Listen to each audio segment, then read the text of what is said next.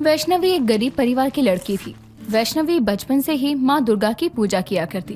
वैष्णवी की माँ कमला एक दिन अपनी बेटी वैष्णवी के पास जाकर उससे कहती है, वैष्णवी बेटी, दिन भर तू ये माँ दुर्गा की पूजा क्यों करती रहती है? माँ, मुझे माँ दुर्गा जी की पूजा करने के अलावा और कुछ पसंद नहीं है। मन करता है दिन भर अपनी माँ के चरणों में रहूं। ऐसे ही वक्त गुजरता है। वैष्णवी के पिता एक रोज सुरेश खेती करके वापस आ रहे थे। वैष्णवी की माँ सुरेश को आता देखकर उसके पास जाती है और उससे कहती है, क्या हुआ? आज बहुत उदास लग रहे हैं। सब ठीक तो है ना? नहीं कमला, फसल खराब हो गई, जिस कारण से उन्होंने मुझे फसल की कटाई करवाने के लिए नहीं बुलाया। आज कोई कमाई नहीं हो पाई। आप चिंता मत कीजिए, अभी जितना भी है उससे आज रात का खाना बन जाएगा। जाइए आप हाथ मुंह धो लीजिए, मैं खाना लगा देती हूँ। पापा, आप आ गए। मैं कब से आपका इंतजार कर रही थी। मैंने सुबह से माता रानी को कुछ भी भोग नहीं लगाया। मेरी माँ दुर्गा आज सुबह से भूखी है। लाइए, मुझे कुछ पैसे दीजिए, जिससे मैं अपनी माँ दुर्गा के लिए कुछ फल खरीद कर ले आऊँ। बेटी, आज नहीं है, तुम मुझसे पैसे कल ले लेना। कल पक्का मैं आते टाइम बहुत सारे फल लेकर आऊंगा। ऐसे ही वक्त गुजरता है। कुछ समय बाद कमला सबके लिए रात का खाना बनाकर ले आती है। सब खाना खा रहे थे। तभी वैष्णवी अपने खाने की थाली को उठाकर अपने मंदिर के पास जाती है और खाने की थाली हाथ में लेकर माँ दुर्गा के पास जाकर उनसे कहती है, माँ, मुझे माफ करना। आज आपके लिए मैं किसी तरह का भोग नहीं लगा पाई। मेरे पास आज आपके लिए ये सूखी रोटी और दाल है बस। वैष्णवी अब खाने की थाली माँ दुर्गा के आगे रख देती है। तभी वहाँ वैष्णवी की माँ कमला आ जाती है और ये सब देखकर कमला अपनी बेटी वैष्णवी से कहती है, बेटी वैष्णवी, ये क्या किया तूने? अपनी खाने की थाली माँ दुर्गा के आगे चढ़ा दी तूने। बेटी, तूने कल सुबह से कुछ नहीं खाया, अपने ऊपर भी ध्यान दे। तुझे कुछ हो गया तो? माँ, जब तक माँ दुर्गा की भक्ति मेरे साथ है, मुझे कुछ नहीं हो सकता। माँ सदैव मेरी रक्षा करने खुद आएंगी। ऐसे ही वक्त बीतता है। वैष्णवी की उम्र अब शादी की हो जाती है, लेकिन वैष्णवी एक गरीब परिवार से थी। उसके माँ बाप उसकी शादी करने में असमर्थ थे। एक रोज कमला की बहन सरला वैष्णवी के लिए एक रिश्ता लेकर उसके घर आती है और कमला के पास जाकर उससे कहती है, कमला, मैं क्या कह रही थी कि वैष्णवी की उम्र अब शादी की हो गई है। जहाँ तक मुझे पता है, सुरेश के पास इतने पैसे नहीं है कि वो वैष्णवी की शादी करवा सके। हाँ दीदी, तुम ठीक ही कह रही हो। जैसे जैसे उम्र बढ़ रही है, चिंता बढ़ती जा रही है। हाँ कमला, मैं तेरे घर की परिस्थिति को बहुत अच्छे से जानती हूँ, लेकिन तू किसी बात की चिंता मत कर। मेरी नजर में एक लड़का है जिसकी माँ को सिर्फ बहू चाहिए, कोई दहेज नहीं चाहिए। और हमारी वैष्णवी है भी इतनी सुंदर, उसे देखकर कोई भी उसे आसानी से पसंद कर लेगा। ऐसे ही समय बीतता है। कमला अपनी बेटी वैष्णवी की शादी उदय नाम के लड़के से करवाती है। कुछ देर में शादी होने के बाद विदाई के समय वैष्णवी अपने घर के मंदिर में जाती है और वहाँ से माँ दुर्गा की मूर्ति लेकर बाहर आती है और अपनी माँ के पास जाकर उनसे कहती है, माँ, मैं तो जा रही हूँ, पर अपने साथ मैं ये माँ दुर्गा की मूर्ति लेकर जा रही हूँ। अब वैष्णवी अपने पति उदय के साथ अपने ससुराल आ जाती है।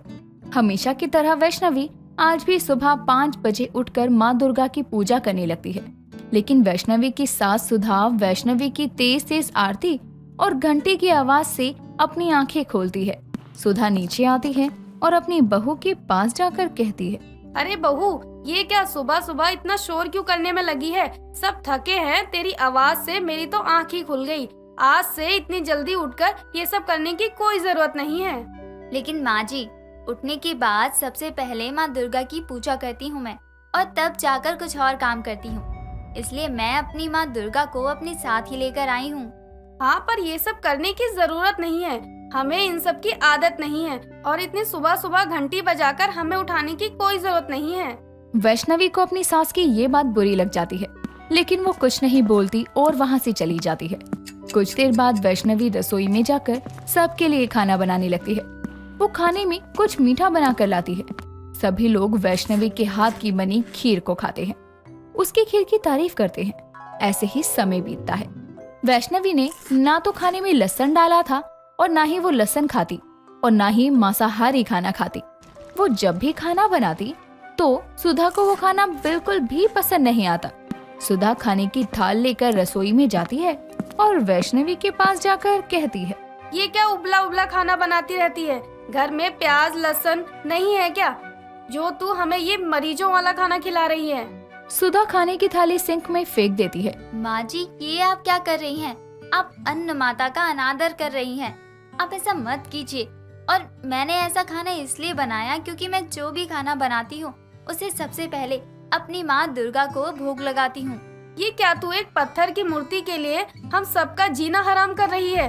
एक दिन ये पत्थर की मूर्ति उठा के मैं फेंक दूंगी, ना रहेगी ना ये सब होगा। ऐसे ही समय बीतता है। एक रोज वैष्णवी मंदिर में पूजा कर रही थी कि तभी एक कॉल आता है और सुधा कॉल उठाती है।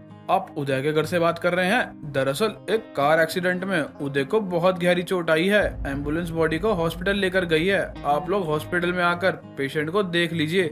सुधा ये बात सुनकर बहुत तेज चिल्लाती है और अपनी सास की आवाज सुनकर वैष्णवी वहाँ आती है। क्या हुआ माँ जी?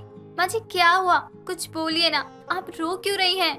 सुधा रोते हुए वैष्णवी को सारी बातें बता देती है। दोनों सास बहू फौरन हॉस्पिटल जाते हैं। डॉक्टर्स सुधा के पास जाकर कहता है, मरीज की कंडीशन बहुत खराब है। अगर जल्द ही ऑपरेशन नहीं किया गया तो कुछ भी हो सकता है। अब तो भगवान ही इनकी जान बचा सकते हैं। वैष्णवी हॉस्पिटल में रखी माँ दुर्गा की मूर्ति के पास जाकर उनसे कहती है, हे माँ दुर्गा, मुझसे ऐसी क्या गलती हो गई जो मुझे ये सब देखने को मिल रहा है? मेरी पूजा का ऐसा फल क्यों? दिन बीतते हैं लेकिन उदय की हालत में कोई सुधार नहीं आता। एक दिन वैष्णवी अपने घर की चौखट पर माँ दुर्गा की मूर्ति लेकर उदास बैठी हुई थी कि तभी वहाँ एक बुढ़िया आती है और वैष्णवी के पास जाकर उससे कहती है, क्या हुआ बेटी? ऐसे अकेले बैठकर रो क्यों रही है? उस औरत की बात सुनकर वैष्णवी को और रोना आ जाता है और वो रोते रोते सब कुछ उस बूढ़ी औरत को बताती है।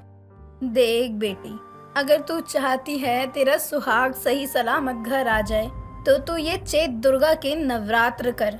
इनके आशीर्वाद से तेरा सुहाग बच सकता है। बहुत महिमा है इस नवरात्र की। तू 9 कन्याओं की कंचिका को प्रसाद खिला। माँ सदैव तेरी मदद करेगी। आप यहीं रुको, मैं आपके लिए पानी लेकर आती हूँ। वैष्णवी पानी लेकर आती है कि तभी वो बूढ़ी औरत तब तक वहाँ से गायब हो जाती है। लेकिन वैष्णवी उस औरत की बात मानकर चैत्र दुर्गा की नवरात्रि करती है। घर में कलश स्थापना करती है और पूरे 9 दिन बीतने पर वो 9 कन्याओं को कंचक खिलाती है। सभी कन्याओं के पैर छूकर उनका आशीर्वाद लेती है और माँ दुर्गा के पास जाकर कहती है, माँ, इस गरीब की मदद करो। माँ, मेरा सुहाग बचा लो। वैष्णवी माँ से दया की भीख मांग रही थी कि तभी हॉस्पिटल से उसकी सास का कॉल आता है कि उदय को होश आ गया है और अब वो खतरे से बाहर है। ऐसे ही समय बीतता है। उदय अपने घर आता है। वैष्णवी सारी बातें अपनी सास को बताती है कि उसने चैत्र के नवरात्रि किए और माँ के आशीर्वाद से उनके बेटे को दूसरी जिंदगी मिली। अब सुधा भी भक्ति भाव से माँ दुर्गा की पूजा पाठ करने लगती है।